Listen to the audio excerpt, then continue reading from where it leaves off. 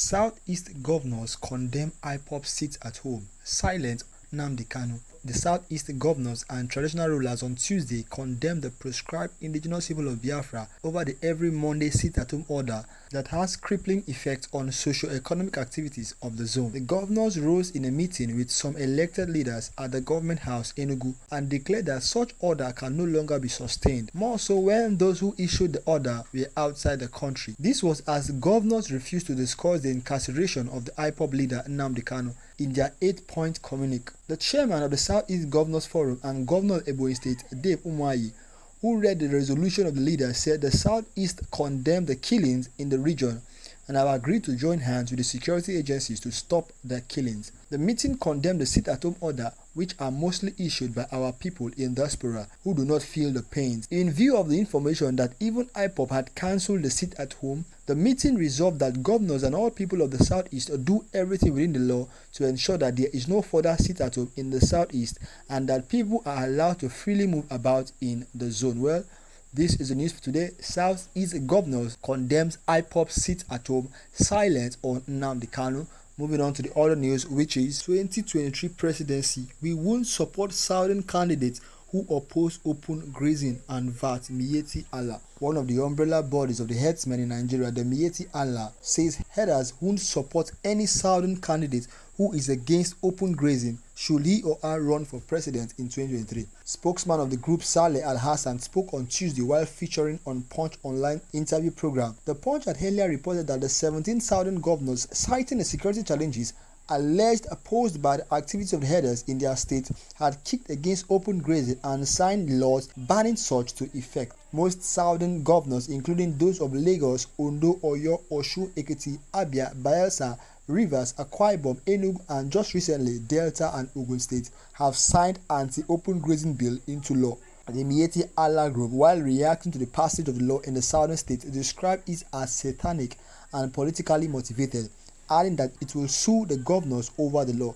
Al-Hassan also alleged that the move by the southern governors was to negotiate the 2023 presidency with their 19 northern colleagues who have kicked against power shift to the south. As the 2023 general elections draw nearer, there have been intense political posturing, permutations and fireworks. The 17 southern governors had met twice in the year and demanded power shift to their region, while the 19 northern governors also met last week, opposing such move and noting that the candidate with the highest votes will emerge as president in the next general election. Speaking on Punch online program on Tuesday, the Miyetti Allah spokesman said his group won't support Southern governors or any Southern candidate who is against open grazing and who also opposes the collection of value-added tax by the Federal Inland Revenue Service.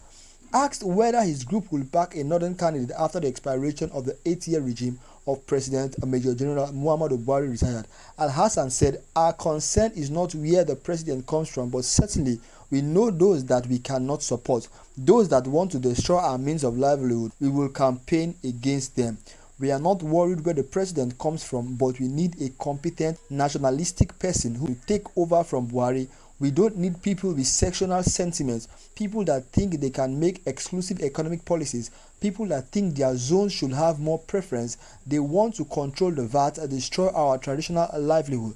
The governors can say anything, but ultimately the vote determines who become the president. If you say you are producing Ondo State Governor and Chairman of the Southern Governors Forum Rotimi Akeredolu as a Southern candidate, we will never support him because he is the champion, the destruction of our rural economy. People like that, we will never support them. We won't support someone hobnobbing with Biafrans." Well, furthermore, the Miyetti Allah group said there was nothing wrong with the federal government backing up its intention to challenge the anti-open grazing law signed into law by the Southern governors. The Punch had reported that the federal government on Sunday threw its weight behind moves by herdsmen to sue Southern governors over the anti-open grazing bill they recently signed into law. Umar Gwando, the Special Assistant on Media to the Attorney General of the Federation and Minister of Justice Abubakar Malami, had said the right trampled upon our individual rights of Nigerians as constitutionally guaranteed. The Nigerians whose rights are violated reserve the right to approach the court for the protection of such rights within the context of freedom of movement, among others. It will be viewed with that consideration in mind. Reacting on Tuesday, Al-Hassan said, "There is nothing that is not supported by the government, especially agriculture, Billions are being given to smallholder farmers in the rice value chain in maize, so there is nothing wrong in the federal government supporting us. Well, this is the news for today.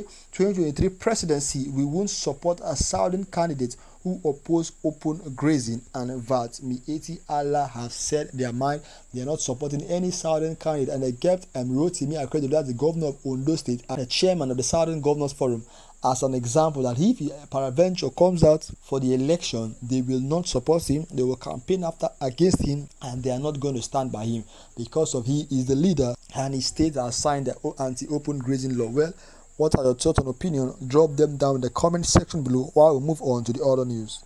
Pension frauds in Nigeria hit 157 billion naira, EFCC.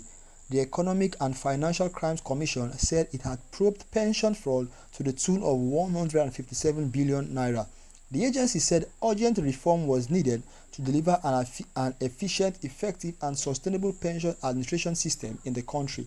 The Director of Operation EFCC, Abdul Karim Chukwu, disclosed this at a two-day sanitization program on the theme Eradication of Pension Fraud in Nigeria in Abuja on Tuesday. He vowed that the EFCC will bring those who embezzle pension funds to justice. Well, this is the news for today. The EFCC boss is saying that he will bring those who embezzle pension fraud to justice.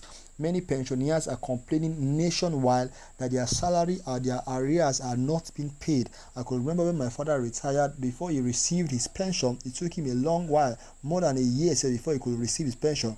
And so many so many workers that have finished serving the nation for 25 years, 35 years and above still struggle to get their pension being paid. This is not supposed to be.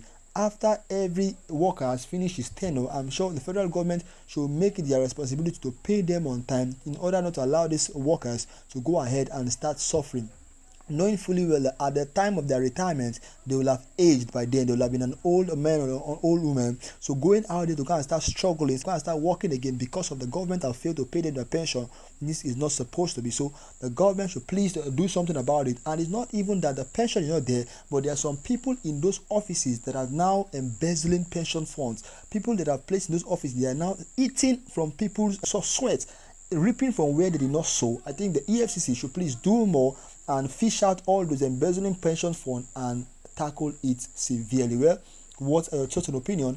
Drop them down in the comment section below. And if you're new to this platform, this is Nation Voice Tower, the right platform for you, where we call a spade a spade. We don't sugarcoat news here. All you have to do is subscribe to this channel to stay updated. Please keep watching, hit that subscribe button, keep liking, keep sharing and commenting. Do have a wonderful week and God bless you.